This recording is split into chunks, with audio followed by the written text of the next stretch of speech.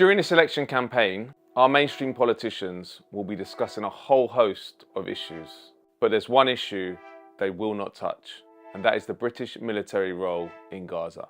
And you'd be forgiven for not knowing what that involvement is because the mainstream media has not covered it at all. At Declassified, we've been covering for 6 months what this British military involvement in Gaza is, and it's extensive. 200 spy flights have been sent by the UK military over Gaza since December. And these are flights that are in the air for 6 hours collecting intelligence. It includes a flight which was in the air when Israel assassinated 3 British aid workers. Survivors from the strike on the first vehicle tried to take cover in the second one, which was hit next. Then the wounded from there tried to get to the third car. The vehicles were targeted 3 times in succession until everyone was killed. So you have the insane situation where the Israelis have targeted and blown up 3 British aid workers, yet the UK is supplying them with intelligence, including from that day, but we're not allowed to know what intelligence is being shared with the Israeli authorities. On top of that, we've sent 60 huge military transport vehicles to Israel since the Gaza bombing began. These are C-17s and A-400s, huge vehicles which can carry Chinook helicopters, they can carry tanks, and they can carry up to 150 personnel. Why have we sent 60 to Israel? Again, the British government refuses to give a full account of what has been on those flights. On top of that, we've been training Israeli soldiers in Britain while the genocide has been ongoing. The British government was also refusing to say how many Israeli military planes were visiting Britain. I published an article on Declassified UK with evidence that Israeli military planes had landed at 4 different locations within Britain.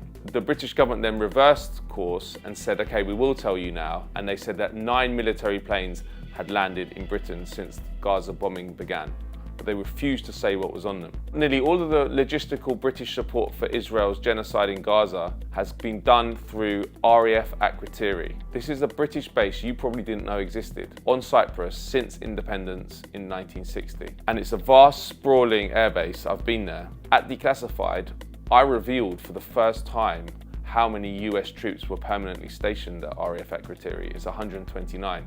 The Americans and the British had kept that secret for 50 years. And now the UK government says it won't tell us if the US is using that British base on Cyprus to transfer weapons to Israel. Haaretz, the main liberal newspaper in Israel, called RAF Akrotiri the main logistical hub for supplying Israel for its genocide in Gaza. We are complicit materially in what is happening in Gaza, but the mainstream media is also complicit in what is happening because it won't report it. What is British Special Forces' role in Gaza? On October 22nd, the Sun newspaper reported that the SAS had deployed to Cyprus for quote-unquote Gaza operations related to hostage rescue.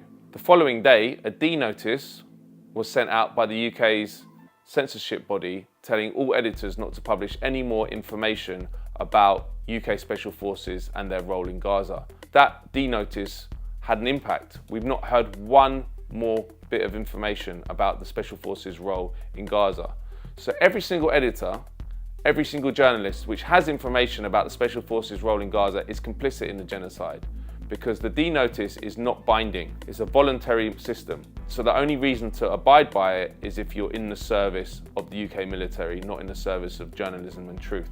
It is virtually impossible to get any information about Special Forces. And that's not because they want to defend British security.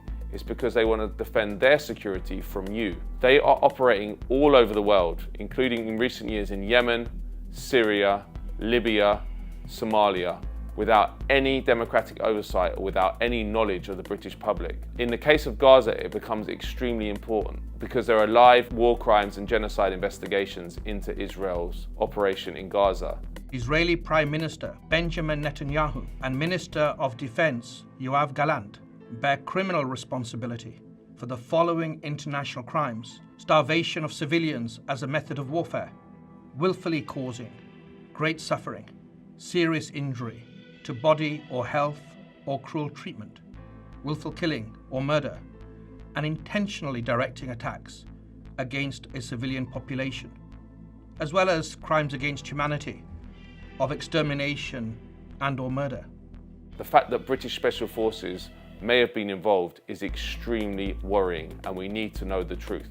During this election campaign, Labour and Tory will try to present themselves as two different parties with two different visions for the country, but it's a lie. On domestic policies, there's virtually no difference. And on foreign policy, they are in lockstep completely.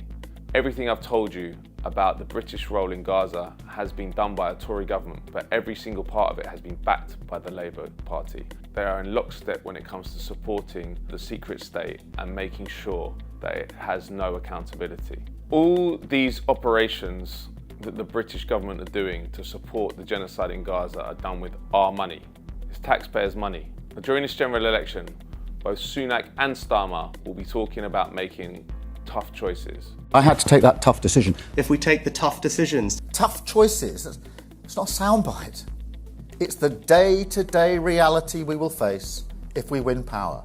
But the war state never has to face those tough choices. When it comes to war, money is never a concern. Both Sunak and Starmer, Tory and Labour, have committed 75 billion extra funds to the military by 2030. Yet neither of them are promising enough money for the NHS, for the schools for your kids. That's because the political system is controlled by the military-industrial complex. The war in Gaza has shown that we have a superficial democracy. We have some democratic elements, but there's whole swathes of the state that we're not allowed to know about, and we're not allowed to know what they do.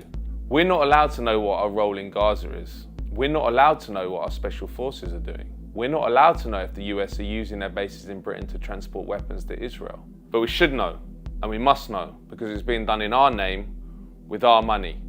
And 70% of British people want a ceasefire now. So we need real democracy, and we need a political system that is responsive to the will of the people. And we need a military which does not operate in the shadows and contribute to some of the worst crimes in the world.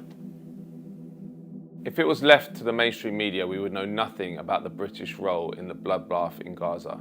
Thankfully, independent media has established itself in every corner of Britain. But this is only possible with your support. So please support Declassified UK and join Double Down News on Patreon.